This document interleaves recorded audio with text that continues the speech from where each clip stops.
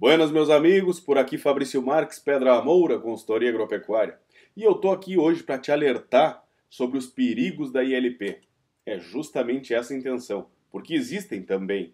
Já que a gente trabalha com isso e que o nosso objetivo é divulgar e difundir e levar adiante esse sistema integrado de produção agrícola em terras baixas, cabe para nós, é o nosso papel também deixar bem claro que tem alguns riscos de se fazer essa integração, principalmente quando a gente não vai fazer do jeito correto.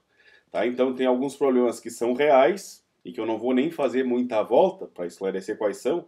É a questão da resistência a herbicidas, que geralmente tem uma relação direta com qualidade de semente das forrageiras que vão ser adquiridas para fazer essa integração, e também o fato de que a vem da brusone, e essa doença passa para o arroz, e que, de novo, com relação à qualidade da semente que está sendo comprada, isso pode ser um problema ou não.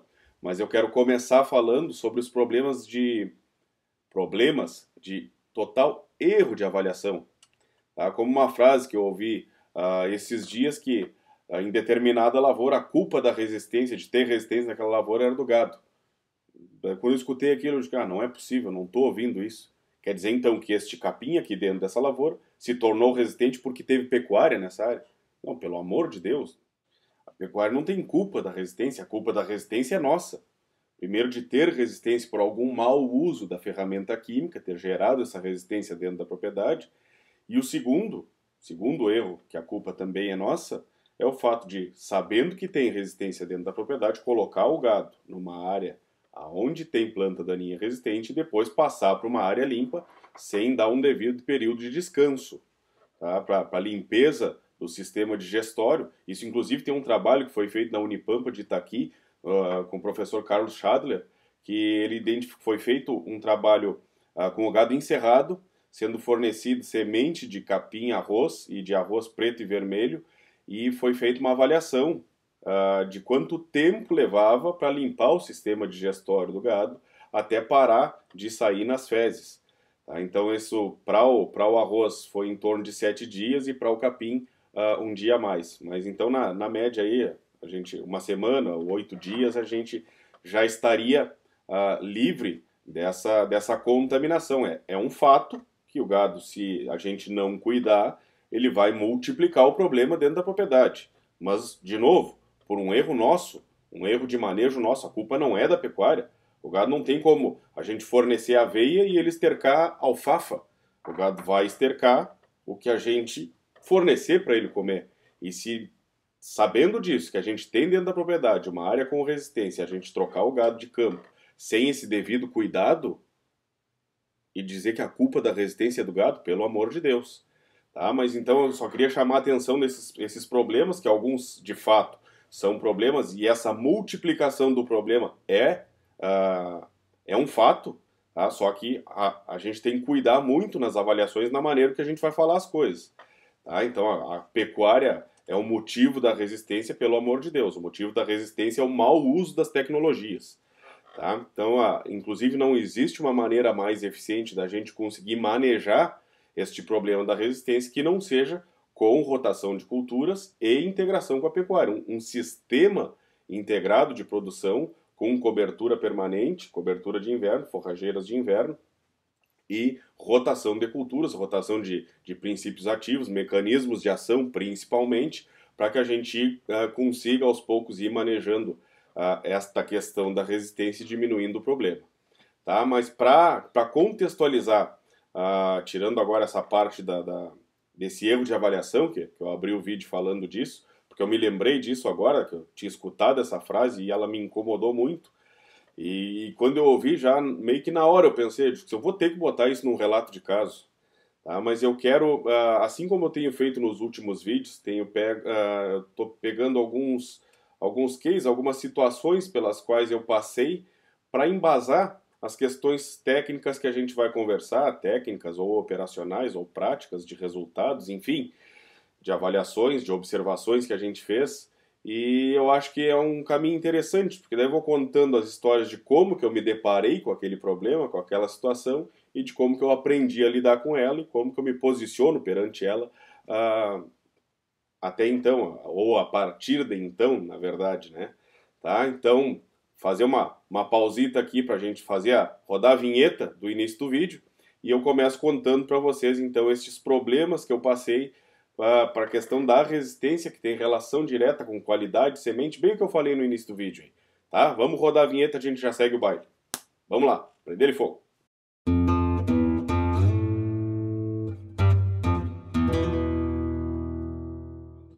Bom, então para contextualizar essa questão da problemática da qualidade de semente e da resistência a herbicidas, eu vou relatar para vocês o que eu passei, uma situação que eu passei, algumas situações, na verdade, que eu passei, uma propriedade que eu atendi aqui na Zona Sul, que era de terras altas, que não tinha rotação com arroz e nem com gramínea nenhuma no verão. Se eu não me engano, na safra que eu cheguei já fazia 7 safras consecutivas, que no verão era soja, e no inverno uma parte da área estava com aveia branca e com trigo, e a outra parte, a maior parte, na verdade, uns 70% da área, ficava com pecuária. Aqui cabe uma parte importante. Eu falei em aveia branca e trigo, então vocês já devem ter escutado eu falar da questão das lavouras de grão durante o inverno na nossa metade sul. Sempre que vocês ouvirem eu me posicionando firmemente sobre algum assunto específico, é porque de fato eu já tentei fazer aquilo e não deu certo. Então por que eu afirmo com tanta convicção que nós não podemos abrir mão da nossa tradição ganadeira, da nossa metade sul, de não tentar mexer com a cultura da região, trazendo lavoura de grão para cá durante o inverno? Porque esta safra em questão que eu acabei de relatar para vocês, que eu estava chegando na propriedade, tinha trigo, por mais 2 safras consecutivas, eu tentei manter a bendita da cultura de inverno aqui. Primeiro ponto, ela por si só já complica a lavoura de verão, que é a atividade principal da propriedade, porque a época de semeadura do trigo, para a gente fugir da bendita da geada, já tem que atrasar. Então, inevitavelmente, para colher trigo, já colhe junto da época de semeadura da soja, ou seja, atrapalha a atividade principal da propriedade. Este já é o primeiro ponto. Se fosse só isso, já era motivo para não ter. Se fosse só isso, já era motivo para não ter. Mas fora isso, as nossas condições edafoclimáticas, para a gente conseguir colher trigo e ter qualidade no bendito trigo, fica um manejo de doenças muito caro para nós. Fazer 3 ou 4 aplicações de fungicida no trigo não paga essa conta. Não paga essa conta na nossa realidade. E quando consegue colher, primeiro que é difícil de colher na nossa realidade, quando consegue colher e ter qualidade no bendito do grão, não tem para quem vender. E daí é outro problema. Cria um problema comercial. Então é por isso que eu afirmo tanto que lavoura de grão de inverno na nossa metade sul não existe. A nossa lavoura no inverno é de pasto ou de carne, que na verdade quer dizer a mesma coisa. Tá? Então esta propriedade inclusive tem, eu acho que encaixa em alguma parte mais adiante do vídeo um outro relato do que eu tentei fazer também copiando o manejo das áreas altas da parte norte do estado, da metade norte do estado, principalmente na região noroeste do estado, onde tinha mais convívio, que é a questão do plantio direto, de tentar fazer cobertura de inverno, construir perfil de solo dentro desta propriedade em questão, por ser de terras altas e não ir rotação com arroz. Mas já estava o primeiro erro, na verdade, na propriedade era esse, era não ter rotação de culturas. Então, que na última safra que a gente atuou lá, inclusive nós estávamos começando, foi quando me caiu a ficha de que nós temos que usar a pecuária a nosso favor e esquecer o manejo que se faz na metade norte. E daí a rotação de culturas que a gente estava introduzindo foi capim-sudão, pasto de verão. Na verdade, na última safra que a gente trabalhou em conjunto, 115 hectares dos 700 hectares da propriedade tinham virado pasto de verão. E daí no inverno a gente ia voltar a ter a semeadura de forrageiras durante o inverno e não simplesmente deixar aquele azevenguacho vir e tomar conta, que era o principal problema da propriedade então, porque tinha tomado conta aquela resistência em toda a área, e que no verão a gente ia corrigir o problema da falta de rotação de culturas. Eu disse que eu ia deixar para falar um pouco mais adiante, mas já acabei metendo aqui mesmo o assunto. Mas enfim, era para fazer só uma parte. Tá? Vamos seguir com a história aí da questão de como eu cheguei, então, quando eu me deparei com o azevém, que na verdade já estou adiantando um pouco do assunto, porque eu nem falei ainda sobre como que estava a condição do azevém quando eu cheguei na propriedade. vamos seguir o assunto aí, vamos seguir a história e depois, se possível for, ou se necessário for, eu encaixo um outro à parte no meio. Me chamou a atenção, inclusive, quando eu cheguei na propriedade para conhecer a propriedade, um Azevenzal que chegava a tapar o capô da caminhonete. Só que um dos pontos que me chamou mais atenção, que essa visita era no final de julho, e já estava esse Azevém florescendo. Depois se fez uma segunda visita, em meados de agosto, para fechar o negócio, já para ser apresentado para o capataz, para os funcionários, para a partir de então assumir o manejo das áreas. Esse Azevém estava sementando já. Eu já fiquei trocando orelha, porque como era uma área só de soja, e que a gente ia dessecar só em setembro, né, para começar a plantar soja a partir do final de outubro, 20 de outubro para frente, já estava então em agosto aquele azevém sementando e, por consequência, senescendo, e a cobertura de inverno, o papel da barreira física da cobertura de inverno para impedir a infestação de plantas daninhas, já estava começando a abrir espaços dentro da área. E ainda para completar, eu tive o relato, ainda durante a viagem, para conhecer a propriedade, que o produtor me contou que eles tinham um problema de resistência de azevém e buva resistentes a glifosato. Então já tinha a necessidade de misturar um graminicida junto, porque o azevém não ia se entregar só para o glifosato.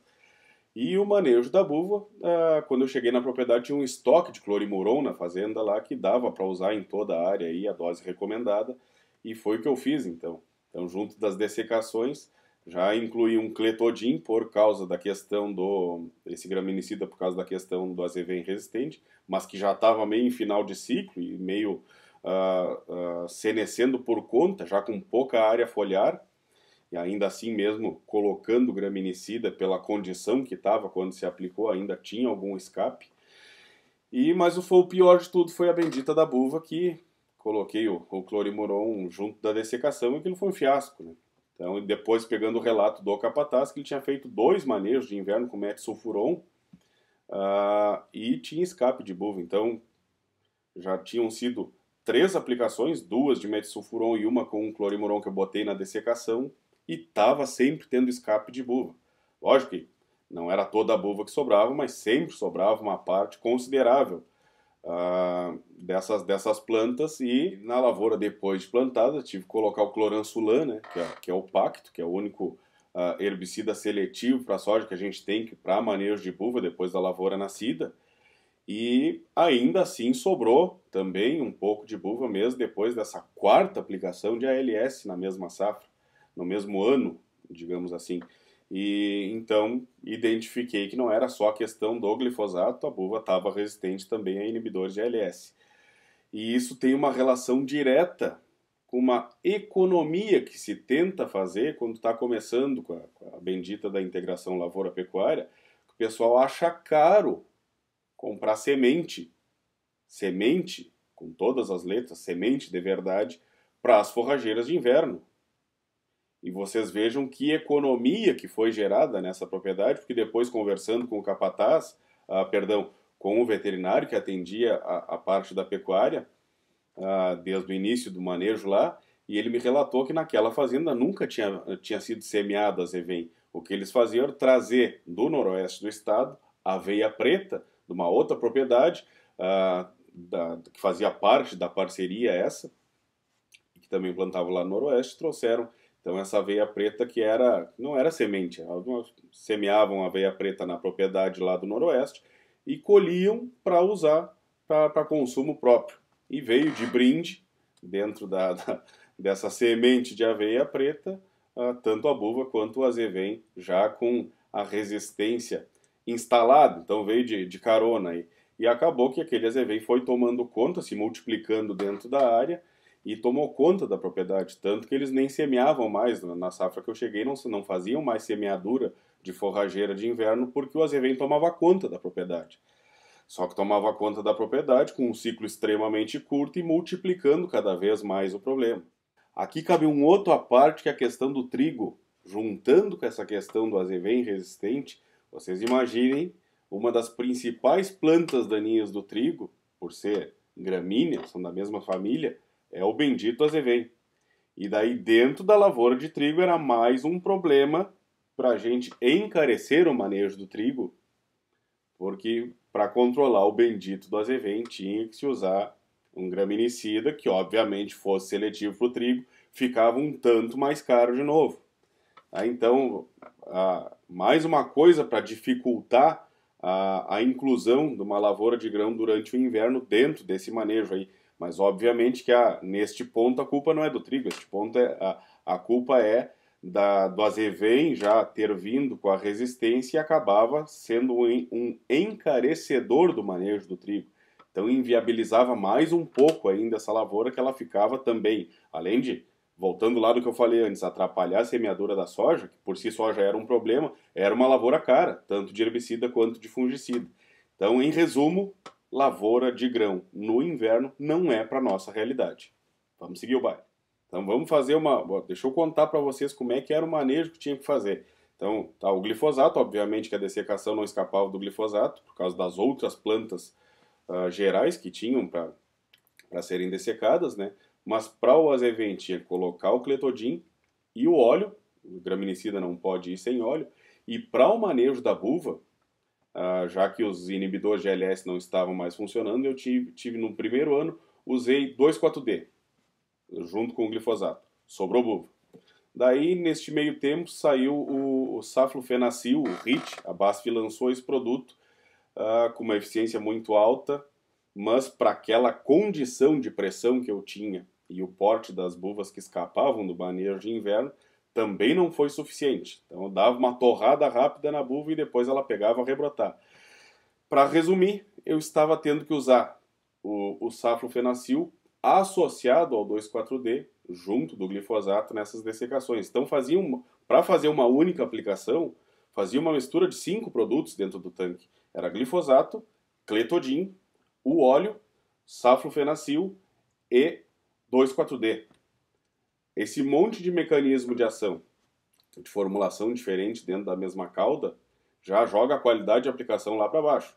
Mas daí é para não deixar mais caro ainda o manejo de fazer 2 ou 3 aplicações separadas, fazia desta maneira, já aceitando um pouco de escape.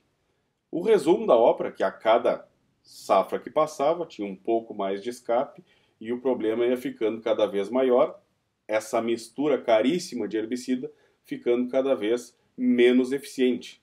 E tudo começou aonde? Na bendita da economia. Economia na compra da semente da forrageira de inverno. Então, pessoal, esse é o primeiro passo de todos. É o primeiro passo de todos. Quer iniciar uma integração lavoura-pecuária, quer ter pastagem de inverno, então compra semente. Semente. Tá? Esse é muito comum na nossa região, na nossa realidade aqui, a forrageira que mais se usa, pensando em terras baixas, que é mais o foco do nosso trabalho, é mais o azevém que se encaixa. Só que o que tem de relate caso, o que a gente enxerga na estrada, eu tenho certeza que vocês já viram viajando na estrada, essas plaquinhas de vende-se azevém, vende-se semente de azevém, que às vezes está R$1 e pouco o quilo. Não chega a dar R$2. Umas placas escritas à mão, umas tabuinhas que botam na beira da estrada, e tem gente que compra. Assim como eu acabei de dar esse relato para vocês, tem gente que compra, e daí tá comprando casca, palha, tudo, menos semente. E por mais que tenha alguma semente ali dentro, que qualidade tem isso daí? Daí a gente vê o pessoal fazendo a semeadura com 40 quilos dessa semente de azevém. Então, colocando, tá muito mais barato, mas tá colocando o dobro da densidade de semeadura. Criando um problema dentro da propriedade, porque essa forrageira vai ter um período de pastejo muito curto, provavelmente já traga alguma resistência associada, e vai, como ela senesce antes, ou não morre com herbicida, mas ela morre por conta antes, acho que até é medo das misturas que a gente faz, né? Tá entrando um pouco na brincadeira aqui, mas às vezes nem chega a dar tempo de fazer a dessecação, falando sério. Pensando nesses casos que eu acabei de relatar em lavoura de soja que se desseca mais tarde, ainda em área de arroz ainda pega perto do período da dessecação, que geralmente se faz em agosto, mas como eu disse para vocês, final de julho já tá florescendo, então em agosto já vai pegar essas porcarias sementando, e daí isso vai ficando na propriedade, né? O que a gente quer que perenize, às vezes, é uma luta para perenizar, mas essas porcarias perenizam muito fácil. E daí olhem o problema que a gente cria dentro da propriedade ao fazer uma economia numa compra de semente dessas. Então é óbvio que se vai fazer uma forrageira de inverno, vai ter gado, e se vem essa porcaria com ciclo mais curto e com resistência adquirida, e o gado vai estar dentro da área, vai acontecer aquele problema que eu relatei lá no início do vídeo. É óbvio que o gado vai multiplicar o problema por dentro da propriedade. Mas, de novo, a culpa não é da pecuária. A culpa é nossa, num primeiro momento, de ter comprado uma semente, entre aspas, de baixa qualidade, de ciclo curto e com resistência. Então não está favorecendo nem a pecuária em si, e muito menos o sistema. Está criando um problema para as lavouras que vão vir na sequência e encarecendo o manejo. Encarecendo consideravelmente o manejo. Então esse tipo de conta, quando eu escuto aquela frase de que o preço da forrageira é caro, ter cobertura de inverno é caro, pelo amor de Deus. Caro é fazer uma mistura que nem essa que eu acabei de relatar para vocês e não ter eficiência. E a cada safra esse problema piorar e essa mistura caríssima ficando cada vez menos eficiente. Isso é que é caro, pelo amor de Deus. Eu me irrito, de fato, eu me irrito quando escuto essas frases que eu já ouvi mais de uma vez de vários produtores falando de que cobertura de inverno é caro.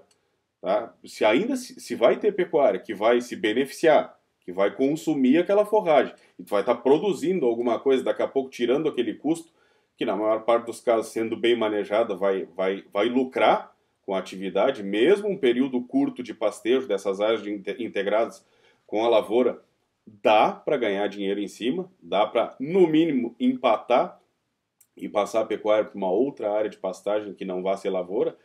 Mas digamos que não tivesse a possibilidade de pastejar, que não fosse fazer dinheiro nesse período dessa forrageira, o simples fato de ter uma cobertura de inverno de qualidade, da gente comprar semente, seja de azevém, seja de trevo, seja de aveia, qual for a forrageira que vai se utilizar, mas frisando que na nossa realidade terras baixas geralmente é mais azevém e trevo, e agora o advento do trevo persa, que a pesquisa está crescendo, e eu acho uma baita ferramenta, não só pela cobertura em si, pelo papel de fazer essa cobertura muito bem feito, ele tem um arranque muito vigoroso, mas principalmente pelo que está fazendo de ciclagem de nutrientes, que isso é um outro ponto para nós falar em outro vídeo, mas está se encaixando muito bem dentro da nossa realidade, tá? Mas para nós não perder o foco, o objetivo era falar do custo, né?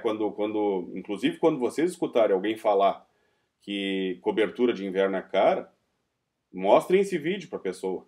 Essa mistura de herbicida com pouca eficiência que eu estava tendo lá, por falta de uma cobertura de inverno de verdade.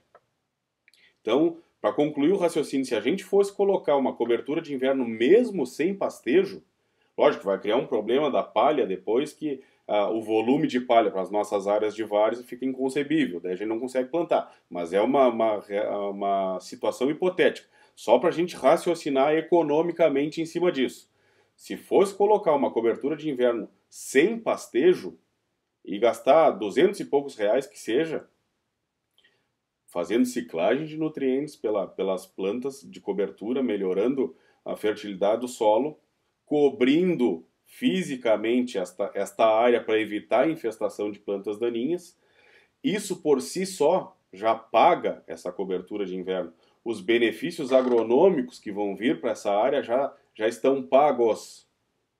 Se não, vai ser essa misturança, esse coquetel de herbicidas e o problema sempre se multiplicando para frente e as pessoas tentando, na maior parte dos casos, buscar uma outra ferramenta química para resolver um problema que foi ocasionado por mau uso das ferramentas químicas. Então é isso daí que a gente tem que se dar conta. Esse é o perigo. O que eu quero chamar a atenção com esse vídeo? Se não vai fazer ILP do jeito que é para ser feito, então não faz. Não faz. Mas também não vai dizer que cobertura de inverno é cara. Então, na verdade, está fazendo um mau juízo, está fazendo uma matemática que eu não sei aonde que ela fecha essa conta, mas está longe de ser caro cobertura de inverno. Tá? Então, É isso que eu quero chamar a atenção com esse vídeo de hoje, que é muito importante que para quem vai começar um sistema integrado, para quem vai começar a ter cobertura de inverno num primeiro momento, que ainda não vai ter um sistema integrado de fato, com pastagem de verão, pastagem perene, para que a gente vire o ano com um balanço forrageiro, um planejamento de médio e longo prazo, que vai ser só um período de inverno aí com a forrageira cobrindo esta área, e mesmo que seja para pastorear só nesse período, é o início, na verdade, né? Essa forrageira, a parte mais fácil de ter a integração com a pecuária é começar pelas forrageiras de inverno, mas se a pessoa tem essa intenção, se tu que está assistindo aí tem essa intenção, se tu que está assistindo vai recomendar para um cliente teu, se tu que está saindo da academia pensa em trabalhar com isso, já presta muita atenção nesta situação, nesta questão. Qualidade de semente, ou na lavoura de verão nós vamos pegar qualquer, a soca que tiver, que sobrou da safra anterior, nós vamos fazer colher qualquer coisa que sobrou ali nas beiras das lavouras, às vezes nas beiras de estrada nasce, durante o período de inverno fica a soja aguaxa aí, quem sabe a gente colhe essa soja aguaxa e planta durante o verão. Por que para as forrageiras pode ser qualquer coisa, para a cultura de verão tem que ser semente de verdade? Então esse é o primeiro ponto. Tá? Então qualidade de semente é primordial, independente da forrageira que vai ser utilizada. E a outra questão que eu falei da Bruzone. Então vamos pensar especificamente em azevém agora. Tá? É um fato, já tem pesquisa, já tem dados mostrando que a Bruzone que dá no azevém passa para o arroz. Primeiro, em área que vai ser pastejada, essa doença não é problema, porque o pastejo estimula que a planta esteja sempre colocando folha nova, então às vezes até acontece, pega um período de condição de um microclima favorável no início do estabelecimento da pastagem, às vezes até acontece de dar Bruzone cedo, mas isso, inclusive, uma alternativa é antecipar o pastejo para forçar com que a planta coloque folha nova, o gado vai pastorear e fazer com que a planta coloque folha nova. Mas pensando no caso de quem produz semente de azevém, tá? Isso é um cuidado também para quem vai comprar semente, saber se na sementeira deste azevém está sendo feito manejo fúngico, está sendo feito manejo de doenças. Tá? Tinha uma propriedade que eu atendia, que eu vou citar aqui, inclusive, que é a Estância Santa Maria, de Pedras Altas, meu amigaço Gabriel Fernandes e o saudoso Sérgio Fernandes, que era o pai do Gabriel, trabalhavam e trabalham com toda a seriedade neste quesito, colocando, quando a gente trabalhou junto, inclusive eu ajudei o Gabriel a montar esse manejo de controle de doenças nas sementeiras dele, e se faz pelo menos 3 aplicações de fungicida para colher semente de alta qualidade. Então, se está preocupado com a qualidade do teu azevém, tem que lembrar que essa questão já pode, inclusive, estar ouvindo empresas que vendem fungicida para proteger o arroz da Bruzone, já estão alertando sobre este problema das áreas de ILP que tem risco de ter mais doença por causa do azevém, desde que o azevém mal manejado, qualquer semente, ou uma semente mesmo, às vezes até tem qualidade de semente, mas que se faz um manejo de controle de doença, ou nenhum, dependendo da região, e a gente tem que se dar conta que a semente é um meio de propagação das doenças também. Então, se o inóculo vem, se tinha na pastagem, se tinha na lavoura, neste caso pensando numa lavoura de semente azevém, se tinha na lavoura, inevitavelmente vai ter na semente. Por mais que se faça um tratamento de semente, que até no caso das pastagens nem é tão comum, mas também se deve fazer, tá? Mas mesmo se fazendo um tratamento de semente, a gente não consegue zerar a presença de patógenos. Então a semente é uma via de multiplicação de patógenos também. Então por isso que é extremamente importante tu cuidar da onde está vindo a tua semente, da tua forrageira, e neste caso específico do azevém, se o sementeiro que produz ela cuida a questão de doenças, tá? Deixando bem claro que pode uma pressão alta de Bruzone na pastagem, no período de inverno, potencializar o perigo para a lavoura de arroz na safra seguinte. Sendo o guri, então, que é uma cultivar que tem alta suscetibilidade a Bruzone, é um risco bastante grande. Tá bem, pessoal? me estendi, falei de um monte de coisa aí, acho que o vídeo ficou com extenso e com uma gama de situações para a gente conversar, que inclusive eu queria fazer um pedido. Já que eu fui meio sem roteiro o vídeo hoje, eu fui emendando um assunto no outro, vamos combinar uma coisa. Tá? Primeiro, se tu gostou do conteúdo aí, ainda não está seguindo o canal, que ainda não está inscrito no canal, te inscreve agora aí para que o YouTube mesmo te notifique cada vez que a gente postar um vídeo novo. E me faz um favor, coloca nos comentários aí alguma questão sobre o tema, que já que a gente falou de tanto assunto ao mesmo tempo, e eu fui emendando as conversas e daqui a pouco pode ter ficado confuso, posso não ter sido tão claro. Mas então é uma boa maneira da gente levar adiante esse assunto. Coloca nos comentários alguma dúvida que tenha ficado, ou até uma contestação, por que não?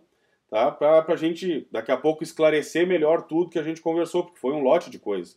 Eu confesso que nem eu lembro já de tudo que eu falei, de tanta coisa que eu fui emendando. Como se diz, eu emendei a cabeça com a cola e nunca mais parei de falar. Tô falando mais que o homem da cobra, como diz o ditado. Tá? Mas então vamos fazer isso combinado aí. E outra coisa, se te agradou do conteúdo, curte aí também para que o YouTube mostre para mais pessoas essa mesma mensagem. Tá bem? Vamos deixar combinado assim. Eu espero a tua inscrição no canal, a tua curtida nesse vídeo e o teu comentário abaixo dele. Um forte abraço e até a semana que vem.